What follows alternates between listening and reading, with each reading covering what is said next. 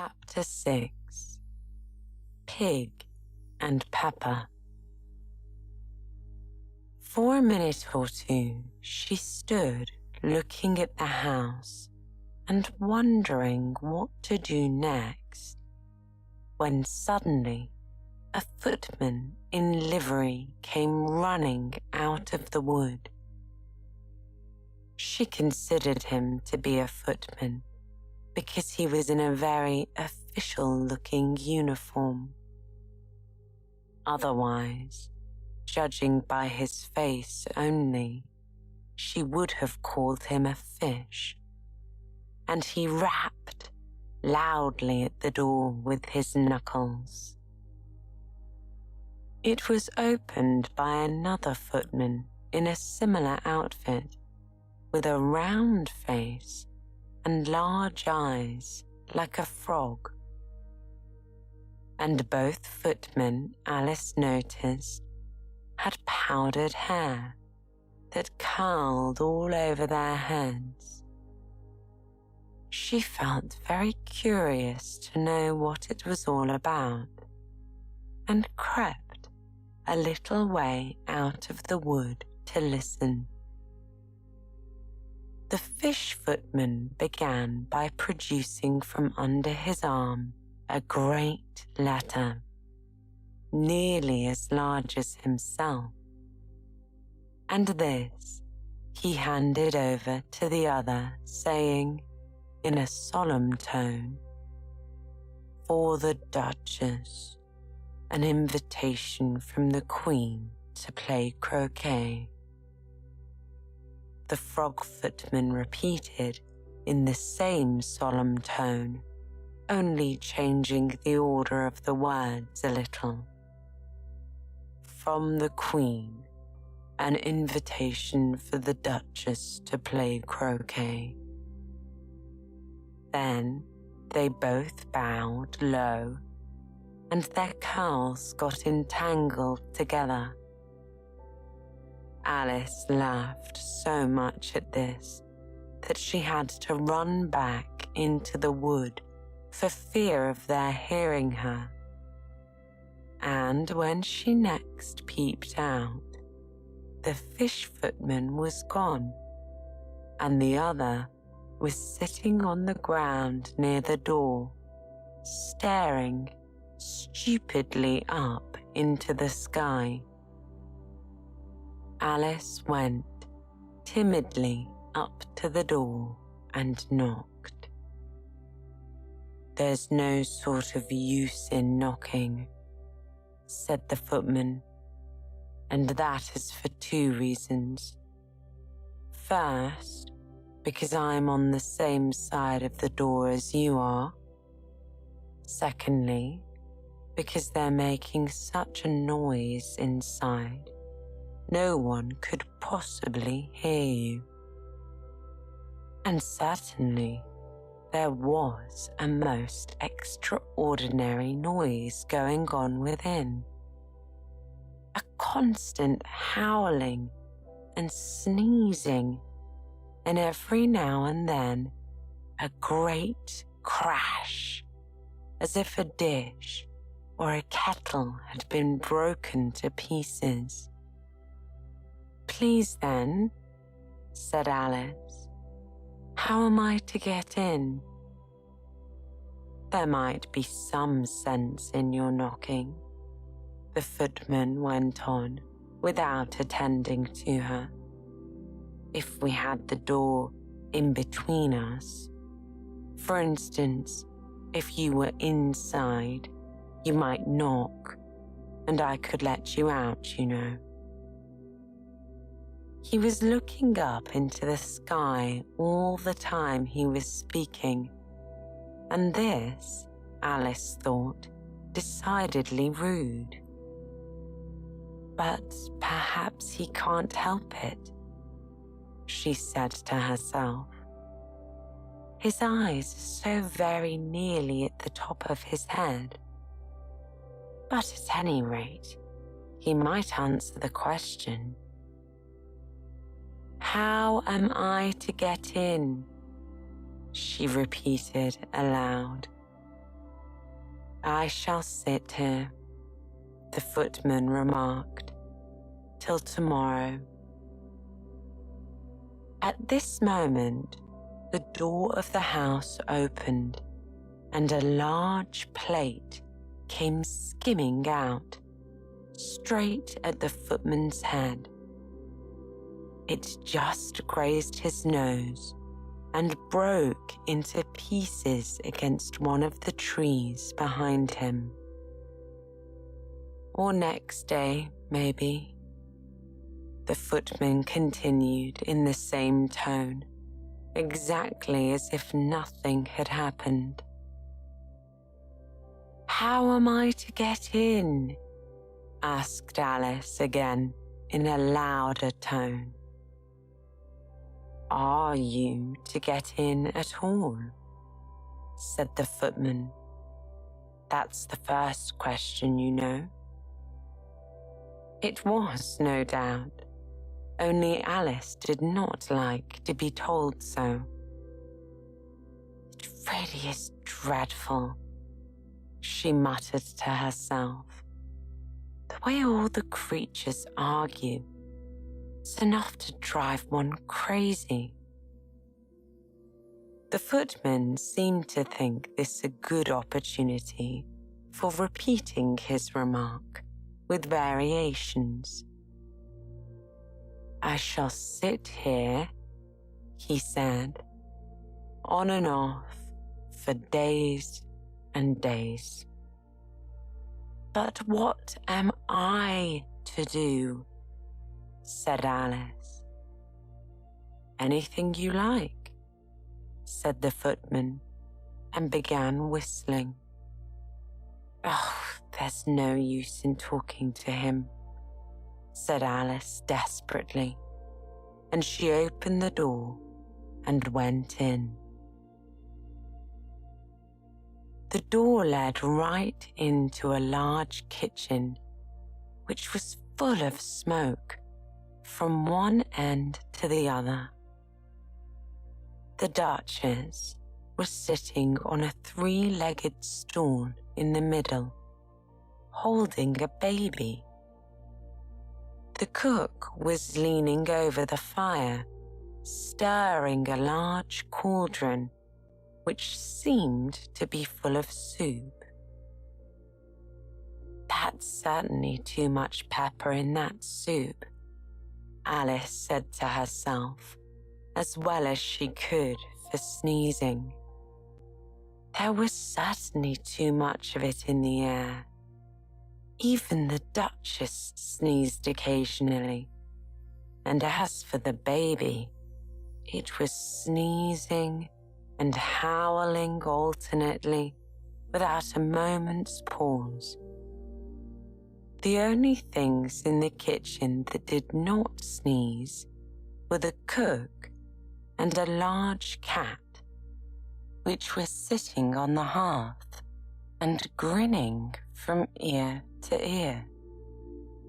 "Please, would you tell me," said Alice, a little timidly, for she was not quite sure whether it was good manners for her to speak first, "why your cat grins like that?" "It's a Cheshire cat," said the Duchess, "and that's why." "Pig!" She said the last word with such sudden violence that Alice quite jumped. But she saw in another moment that it was addressed to the baby and not to her. So she took courage and went on again. "I didn't know that Cheshire cats always grinned. In fact, I didn't know that cats could grin." "They all can," said the Duchess, "and most of them do." "I don't know of any that do," Alice said very politely, feeling quite pleased to have got into a conversation. "You don't know much," said the Duchess, "and that's a fact." Alice did not at all like the tone of this remark and thought it would be as well to introduce some other subject of conversation. While she was trying to fix on one, the cook took the cauldron of soup off the fire and at once set to work throwing everything within her reach at the Duchess and the baby. The fire irons came first, followed by a shower of saucepans, plates, and dishes. The Duchess took no notice of them, even when they hit her, and the baby was howling so much already that it was quite impossible to say whether the blows hurt it or not. "Oh, please, mind what you're doing," cried Alice, jumping up and down in an agony of terror. "Oh, there goes its precious nose," she said, as an unusually large saucepan flew close by it and very nearly carried it off. "If everybody minded their own business," the Duchess said in a hoarse growl, "the world would go round a great deal faster than it does." "Which would not be an advantage," said Alice, who felt very glad to get an opportunity of showing off a little of her knowledge. "Just think what work it would make with the day and night. You see, the Earth takes 24 hours to turn round on its axis."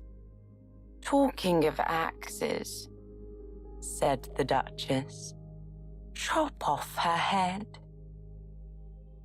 Alice glanced rather anxiously at the cook to see if she meant to take the hint. But the cook was busy stirring the soup and seemed not to be listening. So she went on again. 24 hours, I think. Or is it 12? Oh, don't bother me," said the Duchess. "I never could abide figures." And with that, she began nursing her child, singing a sort of lullaby to it as she did so, and giving it a shake at the end of every line. The cook and the baby joined in the chorus. While the Duchess sang the second verse of the song, which was very rude indeed, she kept tossing the baby up and down, and the poor little thing howled so that Alice could hardly hear the words.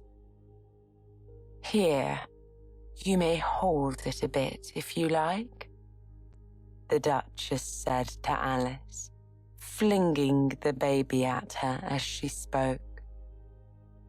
"I must go and get ready to play croquet with the Queen."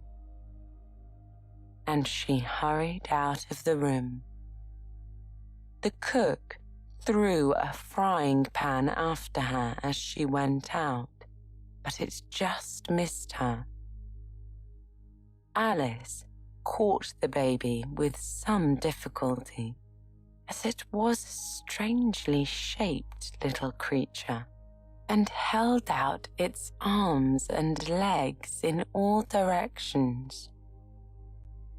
Just like a starfish, thought Alice. The poor little thing was snorting like a steam engine when she caught it, and kept doubling itself up and straightening itself out again, so that altogether, for the first minute or two, it was as much as she could do to hold it. As soon as she had made out the proper way of calming it, which was to twist it up into a sort of knot, and then keep tight hold of its right ear and left foot, so as to prevent its undoing itself, she carried it out into the open air. If I don't take this child away with me, thought Alice, they're sure to kill it in a day or two. Wouldn't it be murder to leave it behind? She said the last words out loud, and the little thing grunted in reply. It had finished sneezing by this time. Don't grunt, said Alice.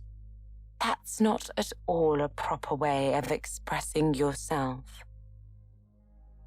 The baby grunted again, and Alice looked very anxiously into its face to see what was the matter with it. There could be no doubt that it had a very turned-up nose, much more like a snout than a real nose. Also, its eyes were getting extremely small for a baby.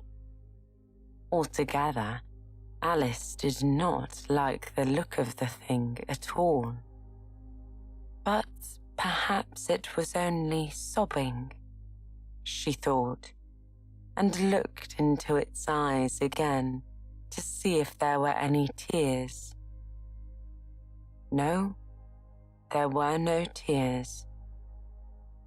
If you're going to turn into a pig, my dear, said Alice seriously, I'll have nothing more to do with you. Mind now. The poor little thing sobbed again, or grunted. It was impossible to say which, and they went on for some while in silence. Alice was just beginning to think to herself, now what am I to do with this creature when I get it home, when it grunted again, so violently that she looked down into its face in some alarm. This time, there could be no mistake about it. It was neither more nor less than a pig, and she felt that it would be quite absurd for her to carry it further. So she set the little creature down and felt quite relieved to see it trot away quietly into the wood. If it had grown up, she said to herself, it would have made a dreadfully ugly child. But it makes rather a handsome pig, I think. And she began thinking over other children she knew who might do very well as pigs, and was just saying to herself, if one only knew the right way to change them, when she was a little startled by seeing the Cheshire Cat sitting on a bough of a tree a few yards off. The cat only grinned when it saw Alice. It looked good-natured, she thought. Still, it had very long claws and a great many teeth, so she felt that it ought to be treated with respect. "Cheshire Puss," she began, rather timidly, as she did not at all know whether it would like the name. However, it only grinned a little wider. "Come now, it's pleased so far," thought Alice, and she went on. "Would you tell me, please, which way I ought to go from here?" "That depends a good deal on where you want to get to," said the cat. "I don't much care where,"